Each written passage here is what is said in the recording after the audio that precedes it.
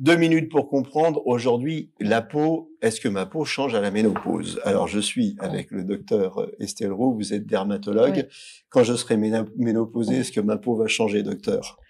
La peau change toujours un peu à la ménopause. Il y a une diminution des estrogènes dans le sang. La peau manque d'estrogènes, donc s'affine.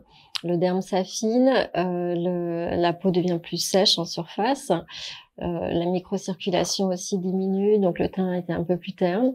Et puis il y a un effet sur les cheveux qui ont tendance à tomber, et parfois des signes d'hyperandrogénie relative. Ça veut dire qu'il y a un excès relatif d'hormones mâles par rapport aux hormones femelles qui manquent, et donc parfois il y a un peu de poils qui poussent sur le visage, par exemple.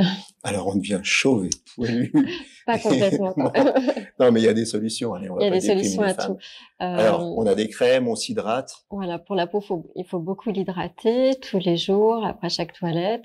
Pour le corps, et puis pour le visage aussi, on peut utiliser des crèmes avec de l'acide hyaluronique. On peut utiliser des crèmes qui contiennent de la vitamine A ou ses dérivés pour stimuler la synthèse du collagène et des fibres élastiques, qui a tendance à diminuer un petit peu justement du fait de la baisse des estrogènes. On a des techniques aussi de laser qui vont stimuler la production du collagène. Donc ça va être des lasers fractionnés.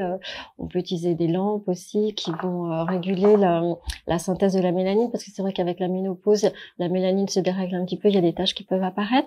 Les taches brunes, c'est ça, les taches brunes dessus. Voilà. Et puis les petits vaisseaux deviennent plus fragiles. Il y a de la couperose qui peut apparaître. Tout ça, ça peut être traité par des lasers.